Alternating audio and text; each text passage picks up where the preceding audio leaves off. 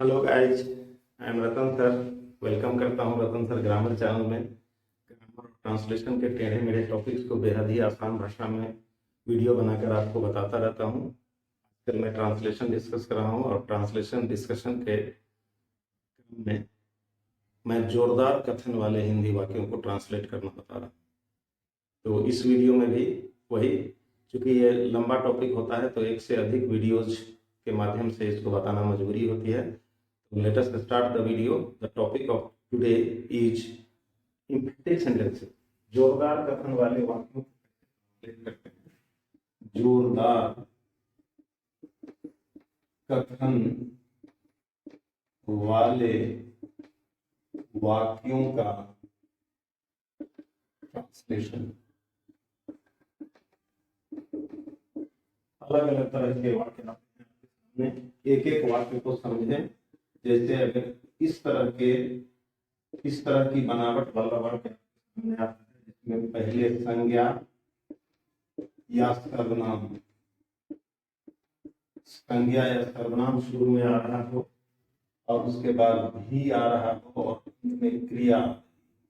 ये भी और ही, अदीर्घ का भी और अदीर्घ का भी, ये दोनों हिंदी में बलाघात कहलाते हैं। मतलब इन दोनों शब्दों को हम अपने वाक्यों में रखकर हम सेंटेंसेस को, हिंदी वाक्यों को जोरदार बनाते हैं। बल है इसमें, इसलिए तो यही इसमें आ रहा है।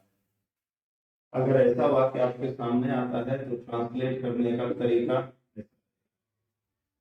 नाउन या प्रोनाउन जैसा सेंटेंस में रहेगा उसके अनुसार। उसके बाद देंगे आप कॉमा और उसके बाद टू, फिर देंगे कॉमा और अंत में दे देंगे वर्ब। एग्जाम्पल देखने समझ में आ जाएगा। जैसे है कि श्याम भी, संज्ञा के साथ भी, श्याम भी समय पर नहीं पहुंचा। श्याम भी समय पर नहीं पहुंचा। तो पहले देंगे श्याम, श्याम के बाद कॉमा, फिर टू, फिर कॉमा, फिर डिडंट रीच इन टाइम या ऑन टाइम। वह भी, नाम के बाद भी, वह भी खेलने चला गया। वह भी खेलने चला गया। फिर इसमें भी ही प्रोनाउन, उसके बाद कॉमा, फिर टू, फिर प्रोनाउन के बाद टू के बाद went to play. He too went to play, वह भी खेलने को चला गया। इन वाक्यों में इस टू के बदले ऑल्सो का प्रयोग भी होता है। ऑल्सो का माने भी ही होता है। तो लेकिन ये ओल्ड इंग्लिश का है, मॉडर्न इंग्लिश में टू का ही प्रयोग अधिक चलता है।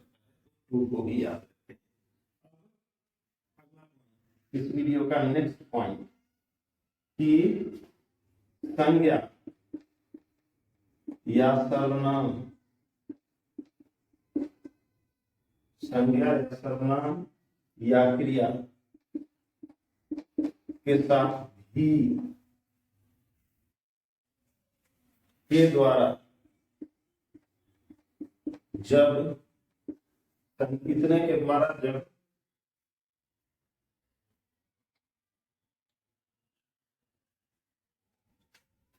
जो है और जो होना चाहिए, जो है अथवा जो होना चाहिए, उनमें अंतर, जो है और जो होना चाहिए उनमें अंतर बताया जाए तो ट्रांसलेशन, इस तरह के वाक्यों का translation even not, even not या even not या even के साथ noun या verb के द्वारा बनता है। एग्जाम्पल देख लेंगे, समझ में आ जाएगा।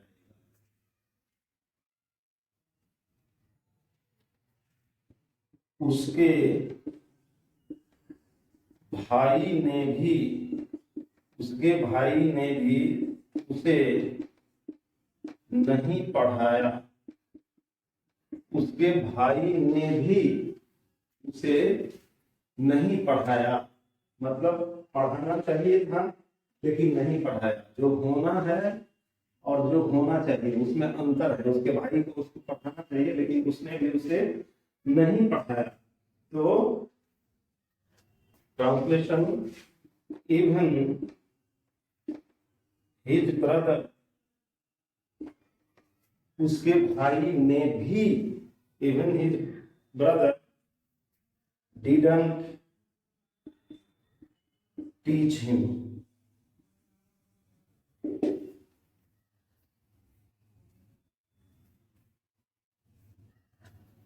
गरीब के भी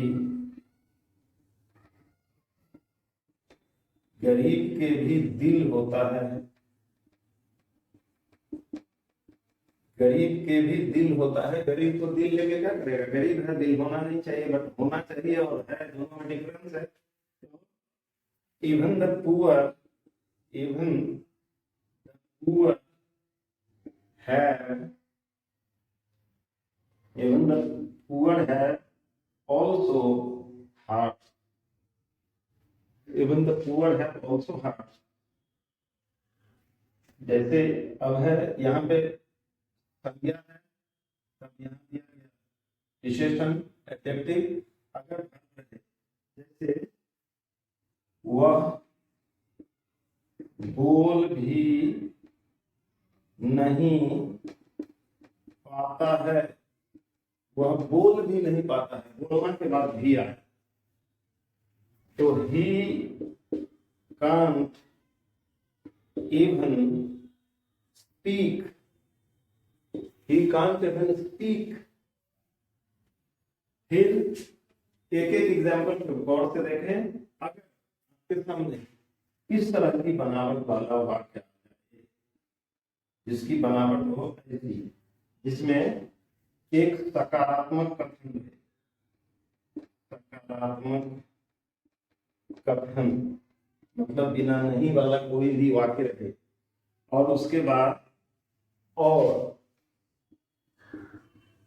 फिर एक सकारात्मक कथन,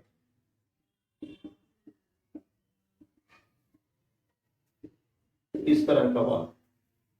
तो ऐसी हालत में ऐसे वाक्यों को ट्रांसलेट करने का जो तरीका होगा वो होगा अफर्मेटिव स्टेटमेंट, सकारात्मक कथन को कहते हैं अफर्मेटिव स्टेटमेंट। उसके बाद एंड सो,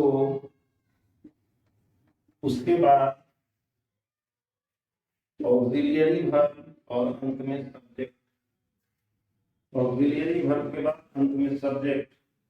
एग्जाम्पल देख लें, पूरी बात समझ में आने वाली है। एग्जाम्पल में इतनी ताकत होती है कि वो आपको पॉइंट्स को अगर ध्यान दिया जाए तो समझा दे। तो एग्जाम्पल देख लीजिए और बात को समझ लीजिए।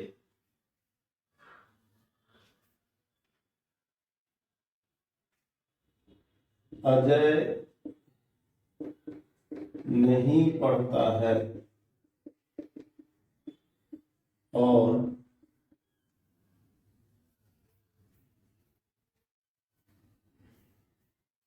हो गया। रमेश खेलता है, सकारात्मक कथन। रमेश खेलता है और सुरेश भी मतलब सुरेश भी खेलता। तो इसमें दोनों पहले रमेश खेलता है तो रमेश प्लेज, और उसके बाद एंड सो के बाद auxiliary verb Dutch. Ramesh plays and so Dutch fish.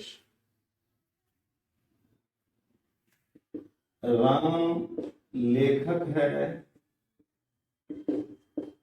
और श्याम भी, मतलब राम इज ए राइटर या an author and so is Shyam. इस तरह से ट्रांसलेशन। अब अगर किसी में सकारात्मक कथन था, अगर नकारात्मक कथन आ जाए, अगर नकारात्मक कथन वाला नकारात्मक कथन, उसके बाद और फिर नकारात्मक कथन,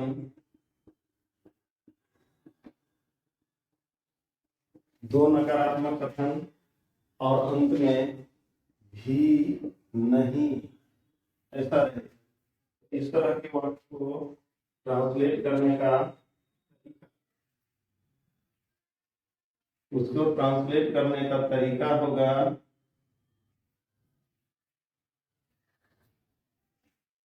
निगेटिव स्टेटमेंट,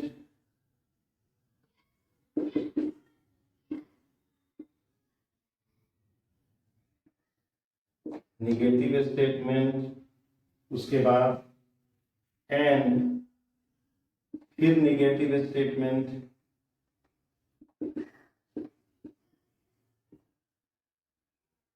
दोनों जगह निगेटिव स्टेटमेंट है तो निगेटिव स्टेटमेंट, और अंत में इधर EITHER। इसको दूसरे तरीके से भी ट्रांसलेट किया जा सकता है, निगेटिव स्टेटमेंट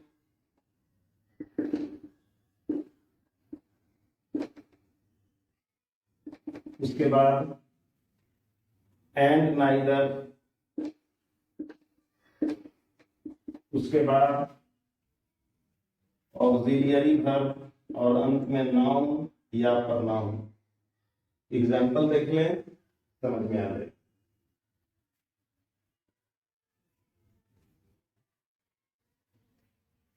वीरेंद्र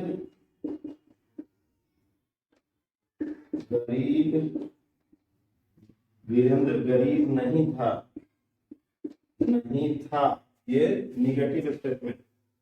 और गजेंद्र भी नहीं, और गजेंद्र भी नहीं। इस वाक्य को दोनों तरीके से ट्रांसलेट करके देखिए। Virendra was not poor and Gajendra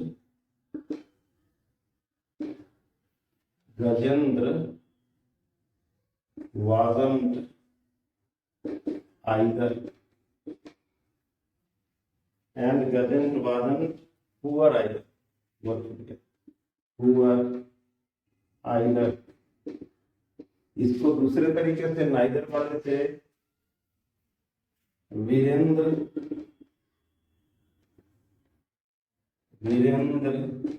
was not अथवा wasn't poor and neither। उसके बाद पहले ऑक्सिलियरी वर्ब आएगा तो was, और तब नाउन गजेंद्र। मतलब Virendra wasn't poor and neither was Gajendra.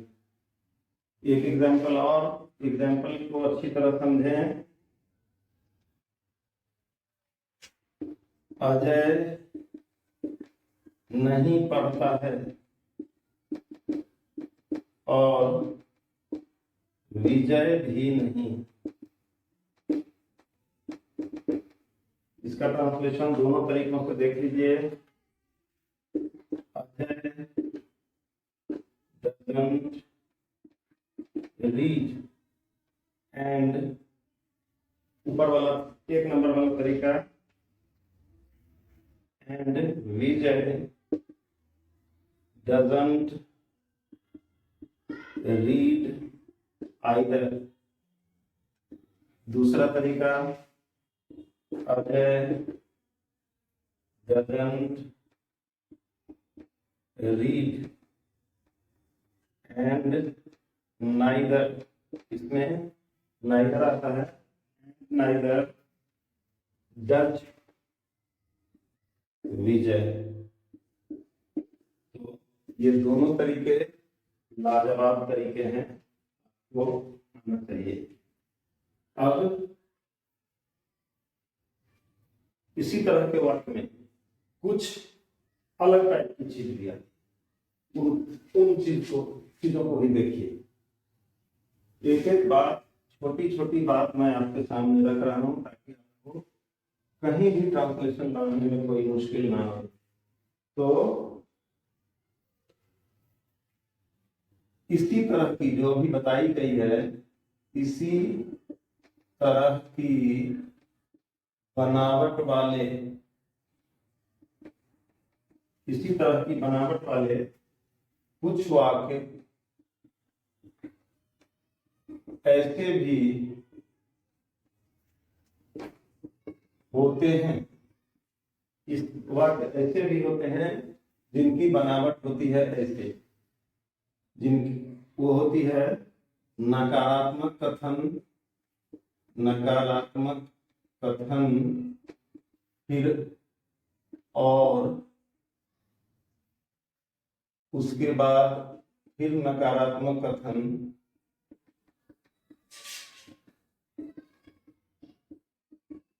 उसके बाद इसमें भी नहीं के साथ आएगा, या नहीं तो इसको नकारात्मक कथन, फिर और न, उसके बाद सकारात्मक कथन,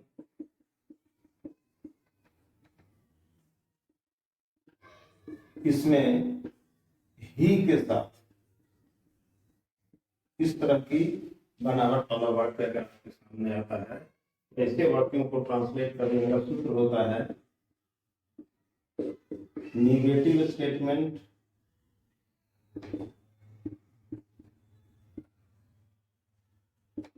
उसके बाद नॉर, फिर ए भी मतलब ऑक्सिलरी वर्ब, और अंत में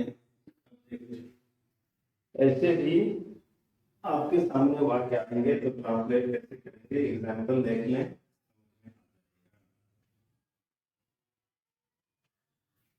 उसने मुझे नहीं पढ़ाया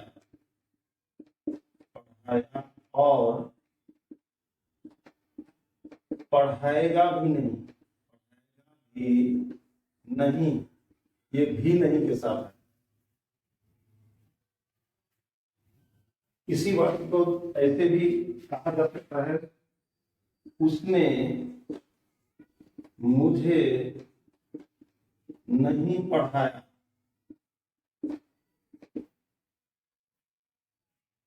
और न पढ़ाएगा ही। ये दोनों तरह के वाक्य एक ही सेंस वाले हैं। इन वाक्यों को ट्रांसलेट किया जाएगा he didn't teach me, जो नेगेटिव स्टेटमेंट है, उसके बाद nor will he didn't teach me nor will he।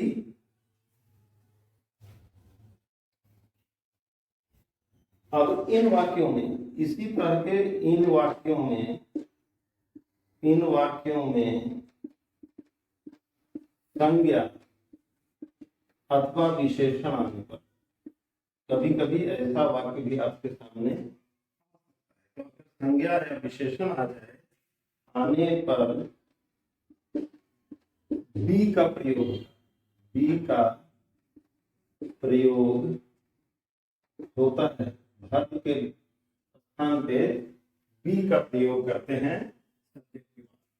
Example देख लीजिए,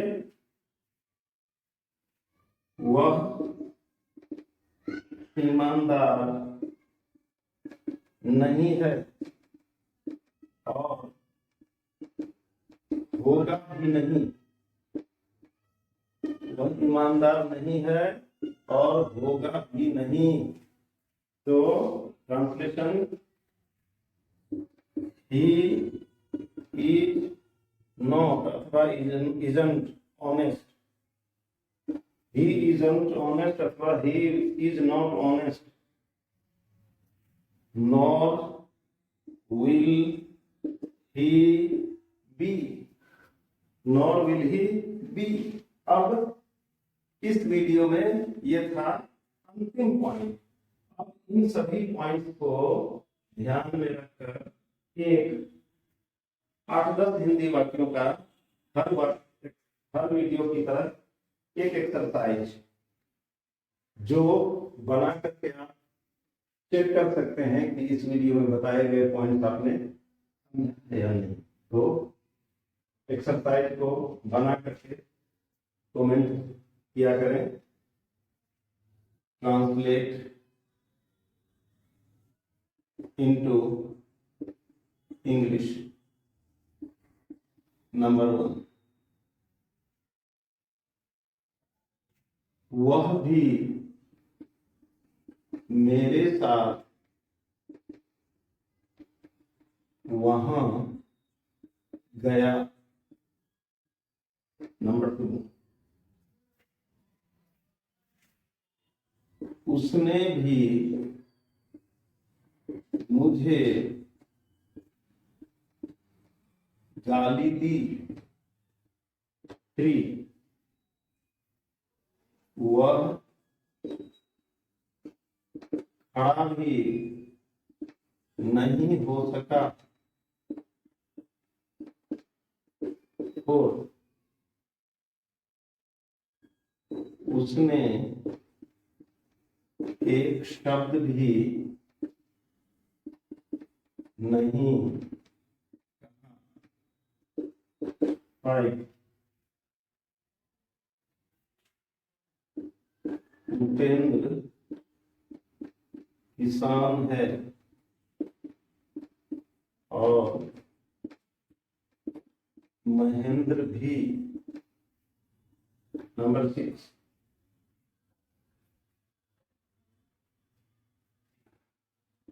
उन लोगों ने यह चैनल देखा और मैंने भी। 7, मैंने गोल घर नहीं देखा और उसने भी नहीं, उसने भी नहीं। नंबर 8, वह अभिनेता नहीं है और उसका भाई भी नहीं। वह अभिनेता नहीं है और उसका भाई भी नहीं। नंबर 9, वह नहीं पहुंचा और पहुंचेगा भी नहीं, पहुंचेगा भी नहीं। नंबर 10, उसने मेरा कहना नहीं माना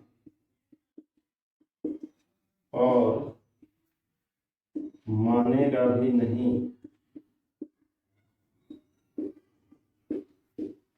नंबर 11,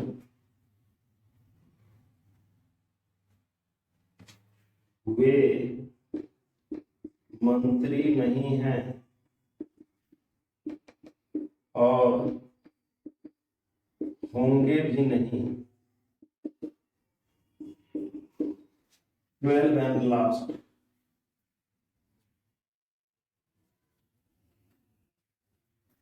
वह ईमानदार नहीं है और हो भी नहीं सकती।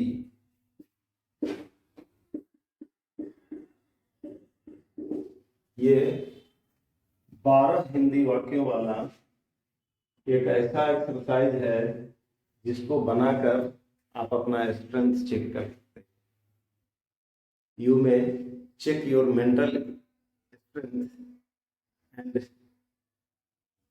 make yourself understand that the points discussed in this video have been understood by you or not.